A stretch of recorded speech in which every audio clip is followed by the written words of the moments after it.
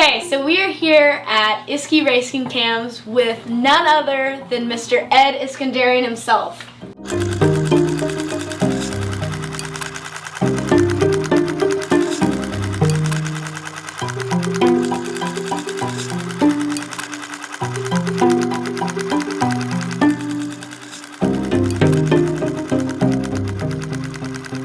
How are you today?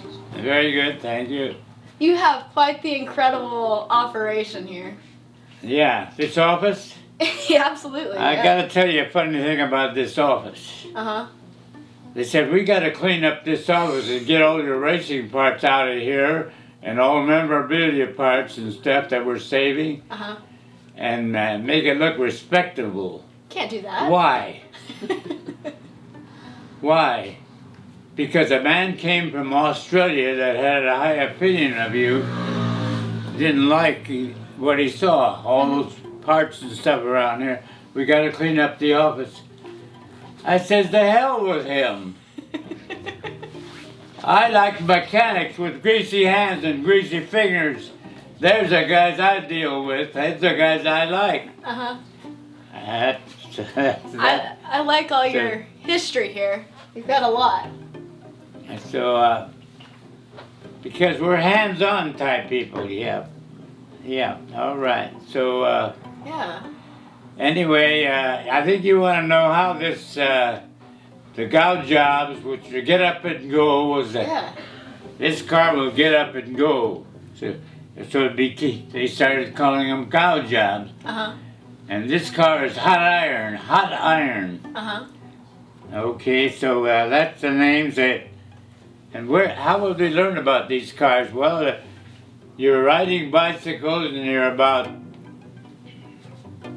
maybe you're 12 years old. Yeah. And there goes that car again.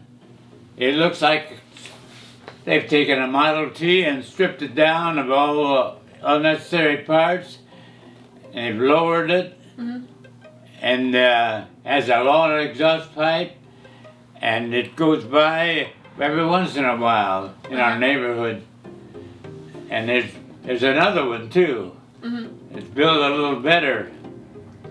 It's called Skip It. Skip It. And his dad has an auto body shop, and they have a beautiful body on and a paint job, sort of a racing car. Wow, we get to meet him, and we find out this is a hobby, and there are more of these cars in other parts of town and all over California and Arizona and Oregon maybe. And if you really want to see a lot of them, come up to the dry lakes. The dry lakes. What are the dry lakes? Yeah. These are a dry lake out in the desert, 100 miles from Los Angeles. And the biggest lake of all is Muroc Dry Lake, 20 miles long. Oh, wow. And they set up timing up there several times a year, and they time cars for top speed. What are the top speeds? Well, the top speed is 142. That was set by a carpenter who took an old 25 Chevy 4-cylinder, hopped it up with a Winfield cam and various, and also a Oldsmobile head will go on that engine. A 3-port old engine head will go on that engine, so they put one of those on. It's all General Motors parts, and with a Winfield cam and so forth. They would, it had its top speed of 142, and it was a streamliner. The narrow body was just the size of the human body, narrow as could be, and the pants had wheels on them on each side, and that was the best speed we had. That was, you said, was pre-war, right? That pardon? That happened pre-war, you were saying, right? What? Pre-war? It was before the war, right? Oh, this is all before the war, yeah. This was a small thing and a great new hobby, and And I thought, what could be more fun than this? So finally, when I'm about 32, maybe about 1924, we get our chance to go up to the dry lakes. Bring plenty of blankets. It'll be cold on a Friday night. Okay, and then it'll be hot during the day. And you'll see hundreds of cars that you've never seen before from many different parts of California. And you'll get ideas from these guys, because each guy has his own ideas on how to build a car. And there are certain parts that are very popular. Like a Franklin, air-cooled Franklin front axle was a beautiful tubular axle with no hydraulic brakes or anything on it. And all race cars would usually use that, and we would use it too. We'd always be looking for those, and it had elliptic springs, two elliptic springs in front. And then also the steering out of a Franklin was very good, and we used to use that. Of course, the race cars, at the time, used to use these parts too. All right. So, okay. So then you got ideas from these guys. We'd get ideas from what the other guys had built, because we're planning on building one ourselves as soon as we'll get our driver's license when we get to 30. When we get to be 34, I think we could get our driver's license. Okay. So this is what we'd build up. So you were prepping to be from ready. what the other guys did. So the first car I built was a junky little car, and I learned a lot that way, and made a lot of mistakes. And I met John Athen, my friend from grammar school, and things I didn't know he would usually know. His brother had a Model T, and every morning I'd go over there to get a ride to junior high school, and they would let me turn the engine, crank the engine over to sort of warm it up, and that was my job. And then I'd get a ride to school by hanging on the fenders or something like that to get to school. So anyway, yeah, so you learned from them. Yeah, and I remember John, because his brother had a Model T. As we'd walk to school one day, he says he gave me the firing order of a Model T Ford. What is the firing order? 1, 2, 4, 3. Really? Why isn't it 1, 2, 3, 4? I'll find that out later, so I'll remember that. 1, 2, 4, 3. That's the first thing I learned about a Model T Ford. And so we talk about popped up cars and stuff. So now I'm ready. I found that there's a Model T Roadster in the backyard of a nearby man. Yeah. That has 4 flat tires and been sitting there a year, and he will sell it for $5. $5. And I was saving my money for that, and I bought it finally by selling milk bottles and various things, and also I had learned radio in an electric shop in school, and I learned to fix radios. And I would fix radios for the neighbors that had a radio that wouldn't work anymore. And it was always usually the same. The Class B capacitor was shorted out, and I knew how to fix that. And I would charge 75 cents. That's a pretty good And payday. they'd want to know why it was so much. And I'd explain to them what I had to do to fix it. And now I had money. Yeah. Gasoline was 12 cents a gallon, and we could go to the beach with this Model T I had just bought. Uh-huh. And we had gas. Mm-hmm. So I was lucky. I knew a little bit about radio and a little bit, and I was learning about cars. So then we discovered something. Mm-hmm. You want to see a lot of these? Yes. Where? Come up to the dry lakes. The dry lakes. What are the dry lakes? Uh-huh. Out in the desert, over 100 miles from Los Angeles, is Muroc Dry Lake. Uh-huh. And it's 20 miles long, flat as a pancake. It rains on it and it floods in wintertime, but in summer it dries up, and all the tire marks for racing on it before are gone, and it's nice and flat. And they would set up timing equipment up there. The timing equipment was simple at first. It was a hose you run over, like when you go to a gas station and ring the bell. Uh-huh. There's a customer out there, you better go service them.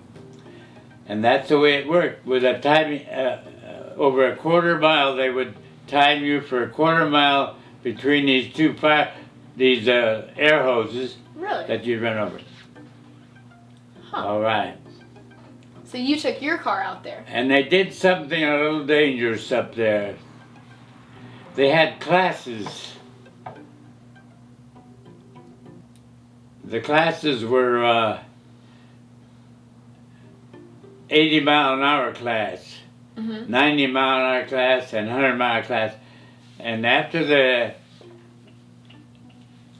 race, everyone got their times. They would have a rolling start drag race. Why? Where did the word drag come from? It came from farmers who had a favorite horse, and he would brag about his plow horse that would do a field in so many hours. He could plow a 20-acre field. Huh. And I love that. he would drag a plow.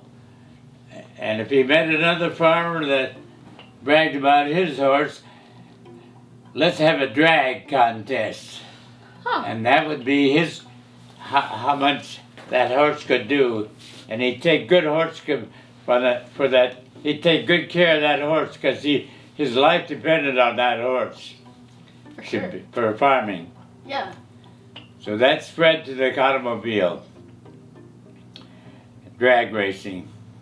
Huh. So sometimes these we would have a little drag race, usually a rolling start. Mm-hmm. But that's as far as we used to go with that drag thing. So up there at Muroc Dry Lake was where we found people from all over California and neighboring states. There'd be over 100 cars in line, and you could talk to the people, Mm-hmm. older guys that would tell you where they got this part and where they got that part from the wrecking yard, and why would you use this part and so forth. So, all right, let's see. So you went out and got a lot of information and then used it on your own car, right? Yes, that's the way. Because now when you go to build your car, it's usually a kind of a conglomerate of what you've learned from the other guys. Mm-hmm. Well, now at first I had kind of a junky car, and I wanted to get $7 for the running car, and couldn't sell it. $7. I had to sell it piece by piece, and I got my $7. but it was worth more for parts than it was as a running car. Uh-huh. It had a cylinder head made by Frontenac. Oh. And so forth. Mm-hmm. So it went on, and after about 3 years, we're going to build a better car. And we heard about a sheepskinned engineer. You know that term? I don't. I'm curious. Because if you're real, in the old days, they didn't have a paper to write your diploma on, and when you finished your term in 4 years of mechanical engineering, Mm-hmm. it was written on sheepskin. Really? And in the lawyer's office, Were they? he'd have that sheepskin up there with his diploma written on sheepskin. Yeah. Yeah. Huh. I did not know that. So this engineer was named Frank Palmer. Palmer, Pommer. Okay. And we got to go over and see it, and we were amazed at the detail and the beautiful workmanship was in this car. Uh-huh. And I copied one thing I saw. Because when you cut down the Model T body, Mm-hmm. It got weak and needed strengthening all the way around. Right. We had a door on one side, on the passenger side. We would bolt that shut to strengthen up the body. We learned this from the older guys. Uh-huh. But when I saw what he had done, he'd taken a half round, 1 1/4 wide band iron, Uh-huh. and put it all the way around, chrome plated with screws, because part of the body was wood with metal over the wood. Really? And this really beefed up the body and made it strong. We were amazed how strong the body was afterwards. And Frank Palmer went on to build the first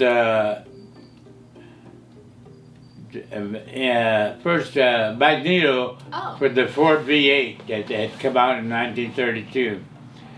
And somehow or another he was friends with at Hyman and Collins with Cliff Collins, and the magneto came out with the name Hyman and Collins on it, and they sold for $200 or $300, and today they're worth about $2,000. Oh, wow. An 8-cylinder magneto Mm-hmm. for the flathead Ford V8. So that was what he was famous for, although it didn't have his name on it when it came out. Uh-huh. But he was the one that designed it.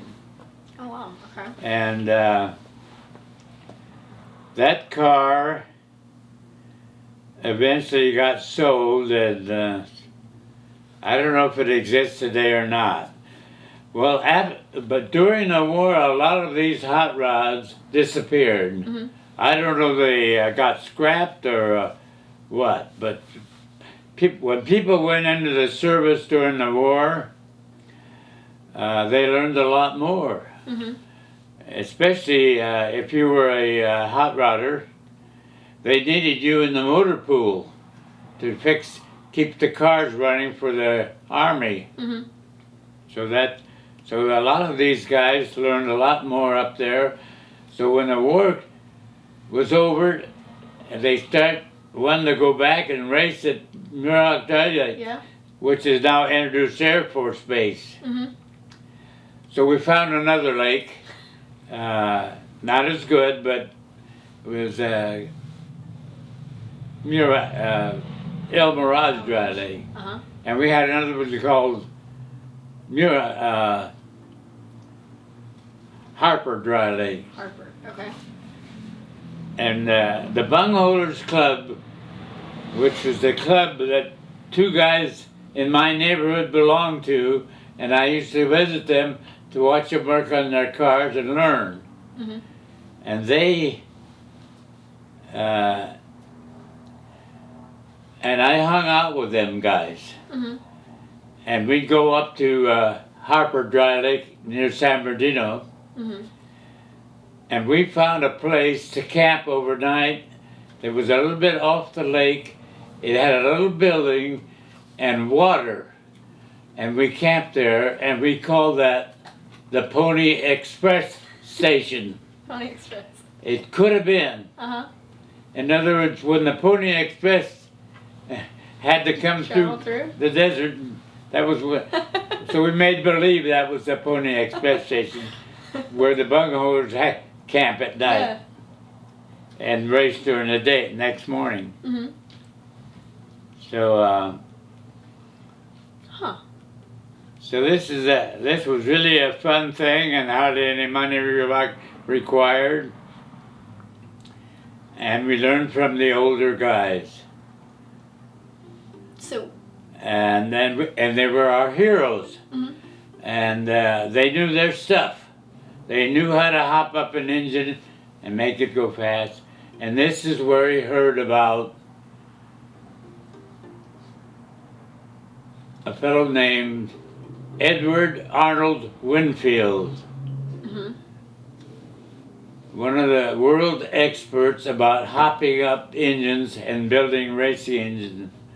And he was born in La Cañada, California, but lived in right nearby. Uh-huh. And one guy went up there to buy a racing cam for his car. That'll cost him $20 to regrind, recontour the stock to get better breathing. The better the breathing in the engine, the more fuel you can use. If you could breathe more air in the engine, you can. That's one of the rules. And they came back with information. What was the information you learned? Volumetric efficiency. Ooh, tell us about that. What does that mean? When you can fill the cylinder all the way with air, it's easy to do at low speeds, but at higher speeds, volumetric efficiency falls off.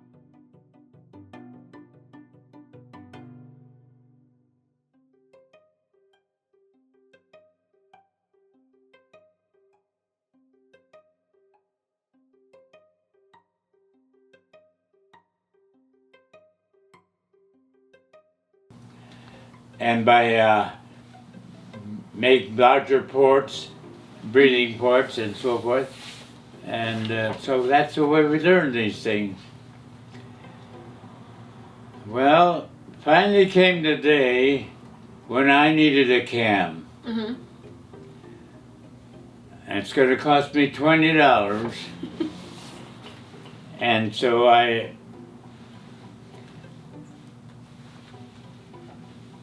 and now I have money. Yeah. For the first time. Uh-huh. Because the war has started in Europe, but had not come here yet. Uh-huh.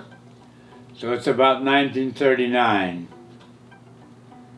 And I'm building a car, a conglomerate of all the other cars I've seen. And I have picked up a set of cylinder heads that fit the 32 Ford V8 engine. Mhm. It was a mistake, but it was overhead. There was no such thing. We had flathead V8s, Uh-huh. Ford V8, 1932. But now, I would like to have an overhead valve V8. Mhm. And there are, Chevrolet did have one in about early 30s, but you couldn't find one of those. They were rare. Mhm. So I picked up these set of heads for $21. 21. A guy named Rex A. Head had them, and we found out about it, and we went to he took care of a garage downtown LA. He was in charge of that parking garage. And I'd saved up the money and brought those heads home. And we knew higher compression gave more power. So we had to take it down to Arco Welding to fill in the combustion chambers with cast iron. The engine had to be heated up to almost red hot. And they filled it in for me so I would have a higher compression. And it was an F head, half overhead and half flathead. That was a F head. Okay. Believe it or not, the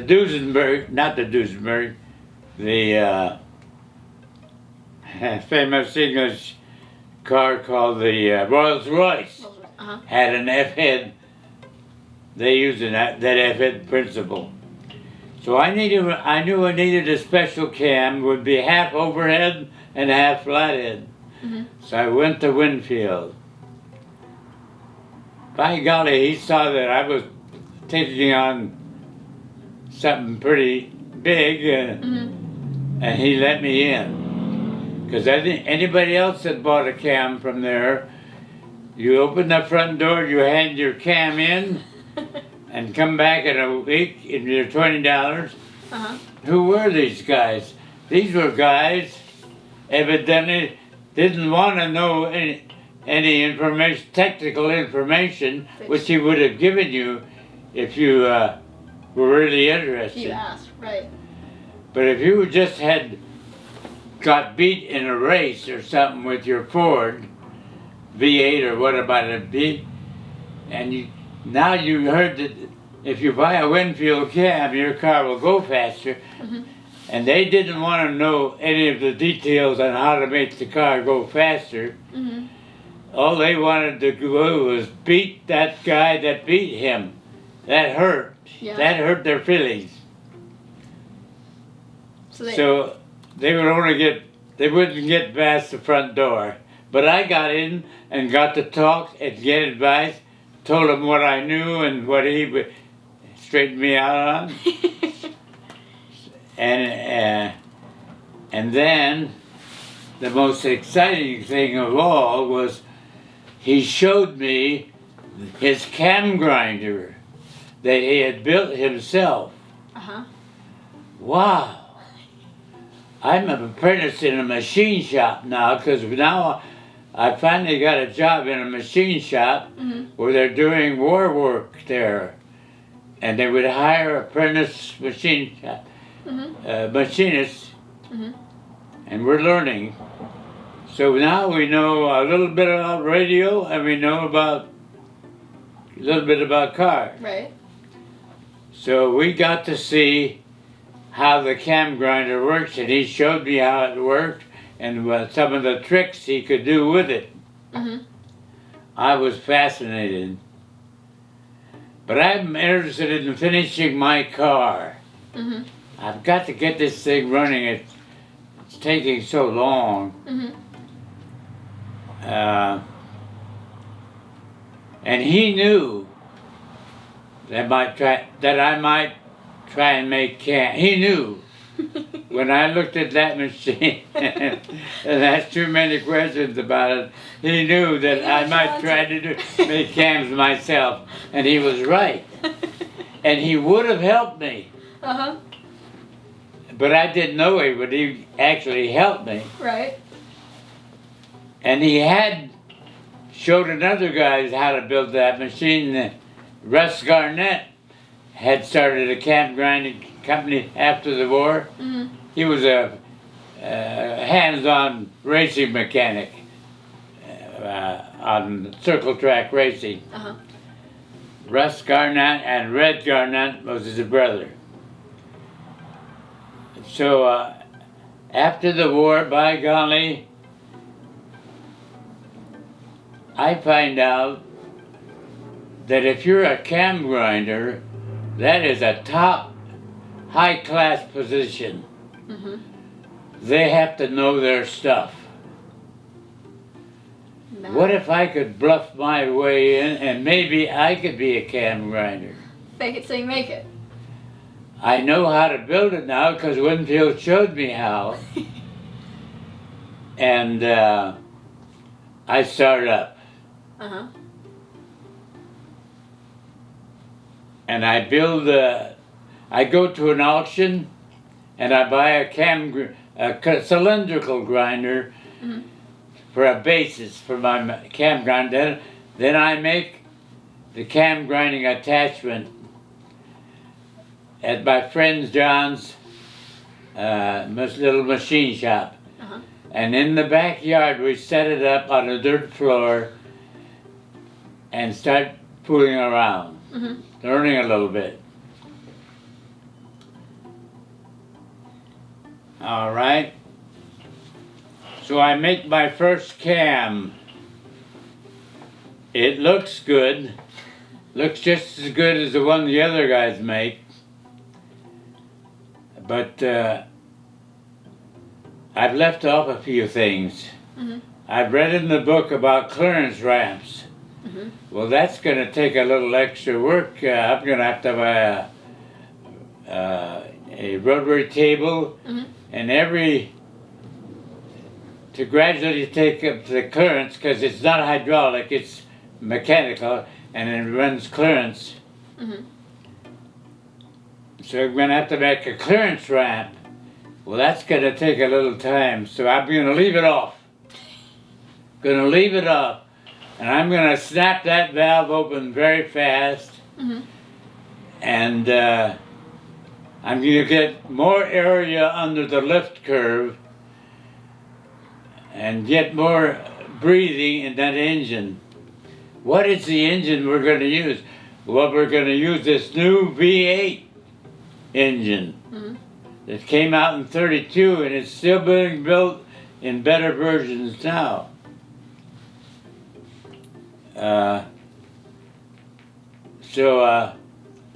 I'll go to a speed shop and ask them if they want to buy my cams, and they laugh. Ha ha! You couldn't know anything about a technical things like designing a racing cam, like Winfield and some of the other guys. You couldn't know anything about that. All you are is a kid that races at the dry lakes with your car. Really? Yeah, you've gone 120, but Edelbrock goes 122. So you're not the fastest, and so forth. Yeah. So no, you couldn't know how to make a cam. But a kid in the neighborhood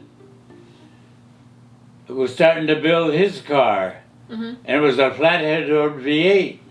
So I gave him advice, and by golly, he bought the cam from me for $20. That was your first customer. And that was your first customer then? That's the first customer, because he didn't know that you have to have a reputation to be a cam grinder and know something about engines.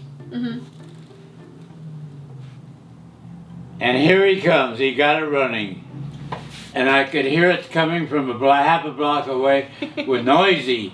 Yeah. It was noisy. No clearance ramps. It was so noisy, and it run good. But I didn't know how good at the time. I was tickled to death. All right. Did he take it out? Now, we didn't know it, but Hot Rod magazine was going to come out in 1949. No, 48. 48? Okay. So here's what happened. Speed shops won't buy my cam because I don't know anything.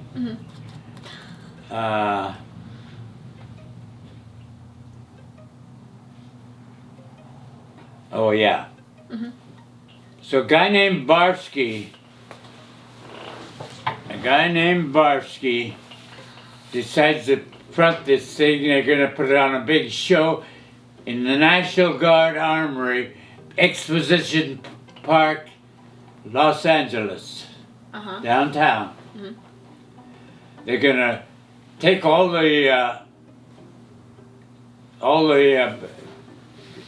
cars and trucks out of the National Guard headquarters there, and they're going to sell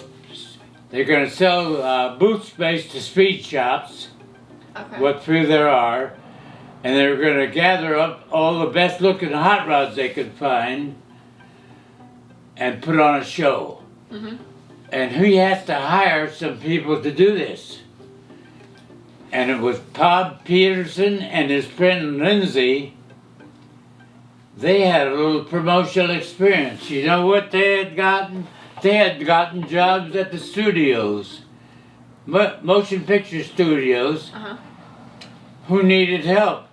Why?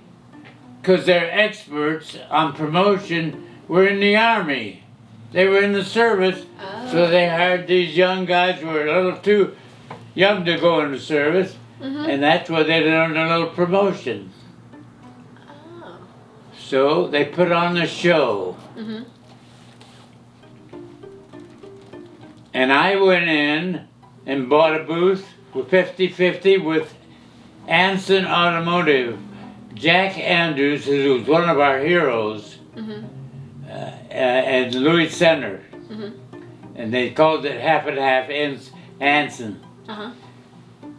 And we attracted a lot of attention because I had borrowed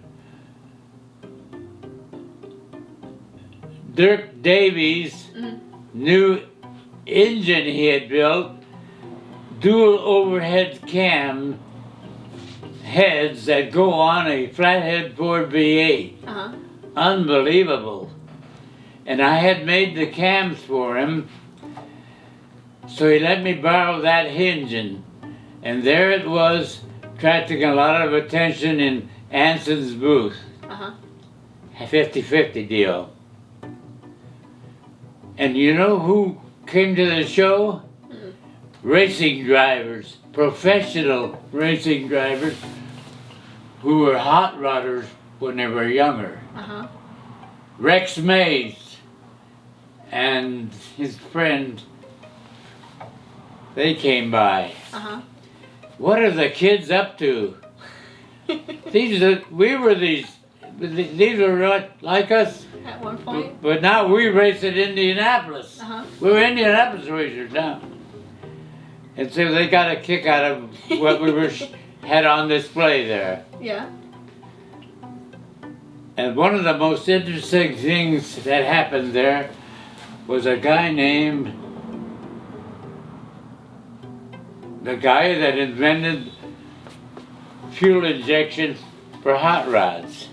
Is that Hillborn? And his name was, I can't even think of it now. Not Hill. He had a partner, they lived in Santa Monica, and he had built in his garage, it was Stu Hillborn. He had built this in his garage with very few tools, maybe just a drill press. And he had never run it yet. There it was, beautiful looking thing, simple, constant flow, no timing, and it was on display. People came by. Oh, they got interested. Fuel injection on a flathead Ford V8. And as they asked questions, he would answer. And Stu Borborn, they said, hey, it isn't timed. You've got a flow pump here hooked up and the stuff is just pouring in. It's not timed. It doesn't shut off and on like it's supposed to. It's just flowing all the time.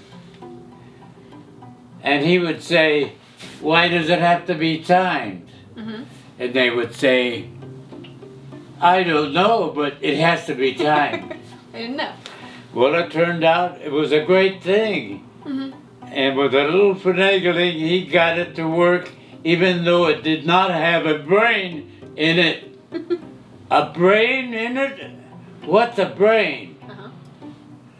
A brain is in the stock carburetor. Where's the brain? The brain is in the venturi in the carburetor. What does it do? When it senses airflow, it feeds more fuel. Really? The brain is in the carburetor and it's called the venturi. He didn't have that. But somehow he got it to work with bypasses and this and that and tricky little things he would do.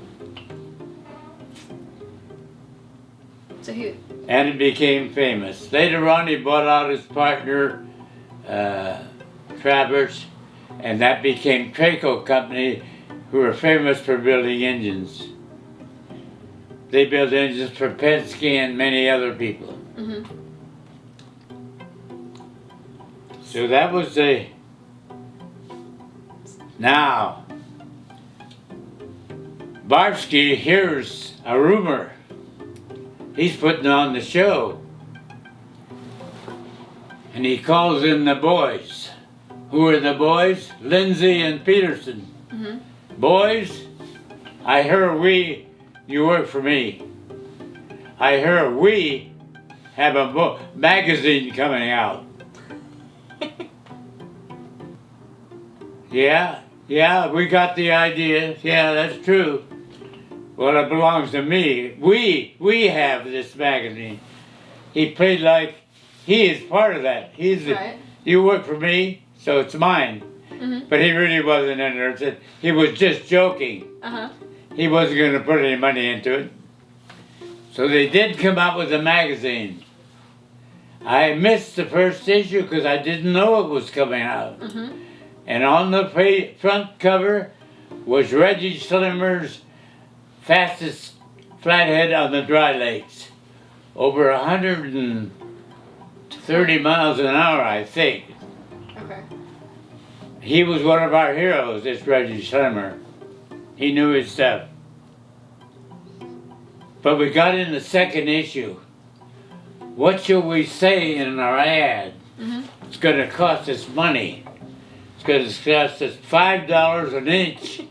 An inch? And we're going to take 2 inches. That's $10 a month. So you ran... $10 a month. And what are we going to say in the ad? We don't have anything to say. And a friend of mine says, why don't you say it,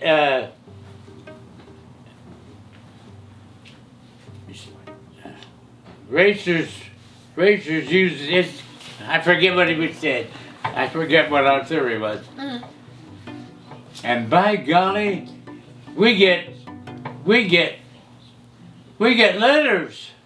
People have found this magazine on the newsstands, how to build a hot rod and stuff. That was Hot Rod Mag? These letters need answering. Who answers these letters? Nobody. Why? They're established speed equipment manufacturers and a few cam gunners that are so busy they don't have time to answer the ads. But I do. I do. So I gotta hire a kid that can typewrite. So I put an ad in the paper and a kid comes and he doesn't type that well. I talk and he typewrites. On our back porch. Back porch. Of the apartment house. That's where the letter writing's done. And some of the work on the cam grinder is done in the garage in the alley down there. Oh, really? And I talk and he writes. And they get answers. They're willing to buy a cam. Because I helped them a little bit. Because they're new at the, like we were new, they are new. You gave the information. And we're going to give you the cam at the discount price, only $20, because we don't have a dealer in your area. Oh. We can't get a dealer, a speed shop to buy our cams. So we're going to give you speed shop price, $50, and they buy it. I said, you know, we got to have literature. So we make up a little literature explaining how the cam works and what it does and why you should buy one to get better breathing in your engine. The more air you can breathe, the more gasoline you can burn, the more power you can make. Simple things. But not everybody knew. Now, pretty soon I had literature. Not very good. It was all typewritten and then copied and so forth. And right about this time, Hot Rod Magazine's out now. I need a new place for my cam grinder, and it happens to be a place available across from Vic Edelbrock's shop. Caddy corner across with space available in a shop, and they rented me very cheap. And my cam grinder was in there, and that's where we set up. And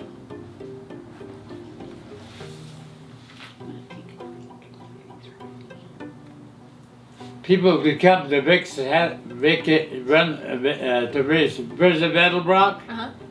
Some famous people too, famous racing people, top tuners. And one day, Vic Edelbrock tells me in NASCAR, the very top racing mechanic who took care of the car and built the car was here. And I told him that you were across the street. And he came over to see you, and the door was locked. Oh boy, was I disappointed. I wanted to meet that man. Yeah. What was his name? I'll think of his name in a minute. Okay. Why can't I think of his name at the moment? So I missed my chance to meet that famous man. He was the most famous man in NASCAR at the time. As a racing mechanic. He knew his stuff. By the way, a little before this, we heard about NASCAR. And what was it? Guys that had Ford V8, old V8 cars, not the latest model, older models, coupes, and they were racing on half-mile and 5/8 mile tracks and putting on shows, and it was growing. And these were, and they already had some famous names, which I can't think of myself right now. Oh yeah, they call up from NASCAR. They saw my ad in Hot Rod Magazine. And these are new guys. They don't know that much. And they run out of the racetrack and they don't go very good. And they don't know much about cams or anything. So I talked with them, and they want 2 cams by air mail. Oh my goodness, these guys are high rollers. All right, well, I'm going to grind you these cams for $20 a piece. I'm going to air mail them to you. And the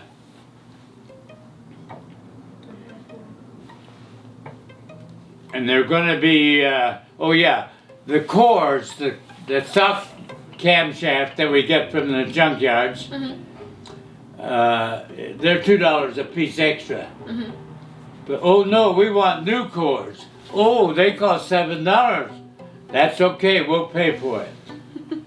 Man, these guys have got money Yeah. back east.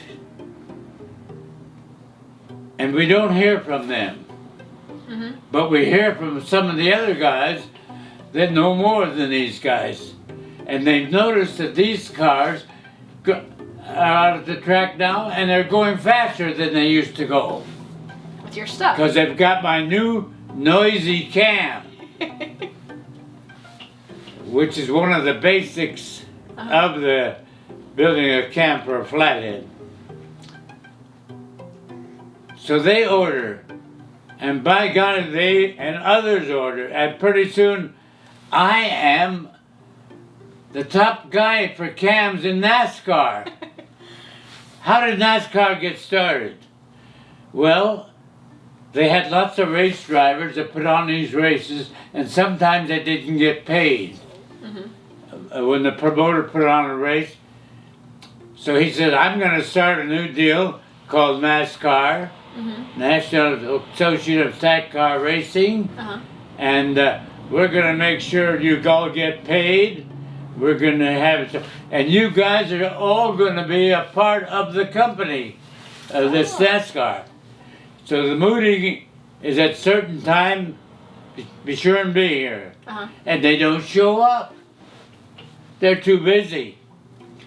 So Bill France starts the organization himself. So I might as well be the owner of it. You guys had a chance to be owners of it. Didn't do it. Right. Originally. So that's how it got started. Do you want to take a break real quick? And all right, I'll take a little break. And then maybe I'll think of some other things. We got lots to talk about.